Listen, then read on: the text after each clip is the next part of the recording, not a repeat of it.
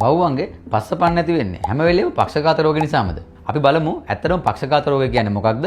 ඇත්තටම පිටිපස්ස පන්න නැති වෙන්නේ ඒක නිසාමද කියලා. ඔයාලා දන්නව නේද? පක්ෂඝාත රෝගය. එහෙම නැත්නම් අපි කොමන් විවාහාරයේ කිව්වට ඒකට අපි කියනවා ඩිස්ටෙම්පර් කියලා. ඩිස්ටෙම්පර් කියන වෛරස් එක ඒක සතෙකුට ආසාදනය වෙන්න පුළුවන් ලෙඩක්. නමුත් ඔයාලා මතක තියාගන්න පස්ස පන්න නැති වෙන්න සුරතලාගේ ගොඩක් හේතු තියෙනවා. අපි උදාහරණයක් ගත්තොත් එහෙම වයසට යනකොට අපි දන්නවා ඩීජනරේටිව් මයලොපති කියලා කන්ඩිෂන් එකක් එනවා. එයාගේ මසල් එකේ ඩීජනරේෂන් එකක් ඇවිල්ලා ඒක වීක් වෙලා එයාට නැගිට ගන්න බැරි වෙනවා. ඊළඟ කාරණාව තමයි හිප් ඩිස්ප්ලේසියා වගේ එකක් ආවොත්. ඊළඟ කාරණාව තමයි එයාගේ පැඩල් එකේ ලක්ෂේෂන් එකක් ආවොත්. ඊළඟ කාරණාව තමයි මැල්නියුට්‍රිෂන් කන්ඩිෂන් එකක් ආවොත්. ඒ වගේ ගොඩාක් හේතු තියෙනවා පිටිපස්ස පන්න නැති වෙන්න. නමුත් පක්ෂඝාත රෝගය කියලා කියන්නේ වෙනම වෛරස් එකක්.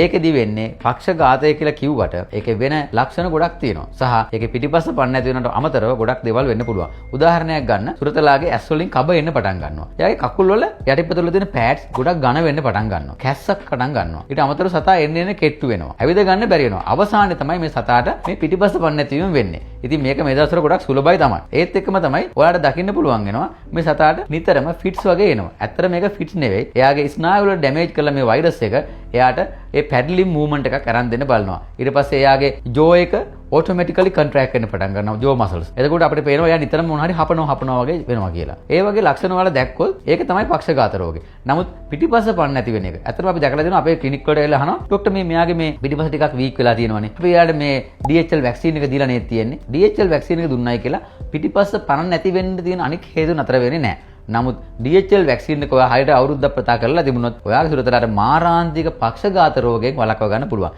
ඒ නිසා පටලවා ගන්න එපා. පිටිපස්ස පන්න නැති වෙන්න හැම බෞද්ධයෙක්ගේම ප්‍රශ්නේ පක්ෂඝාත රෝගය නොවුනට පක්ෂඝාත රෝගය තමයි භයානකම ලෙඩේ. ඔයාගේ සුරතලාගේ පිටිපස්ස පන්න නැති වෙන්න. ඒක නිසා මම ඔය කියපු ලක්ෂණ දකිනවා නම් ඒවා ඇත්තටම හතාට වෛරස් එක ඇවිල්ලා ඉවරයි. ඒ නිසා එයාව සනීප කරගන්න chance එකක් නැතුව නෙවෙයි. නමුත් හරිම අමාරුයි. හැබැයි මතක තියාගන්න ඔයාට පුළුවන් නම් ඔයාගේ සුරතලාට annually vaccine එක දෙන්න ඩිස්ටෙම්පර් සඳහා DHL වැක්සින් එකේ ඩිස්ටෙම්පර් හෙපටයිටිස් ලෙප්ටෝස්පයිරස් තුනම තියෙනවා. ඒක ඩිස්ටෙම්පර් කෑල්ල අනිවාර්යෙන් 7-8කදී ලැබෙනවා. එතකොට ඒ වෛරස් එක එයාට එන එක නතර වෙනවා අවුරුද්දක් ඇතුළත. ඒක නිසා ඔයාගේ සුරතලාව එන්නත් කර ගැනීම ඔයාගේ යුතුයකමක්.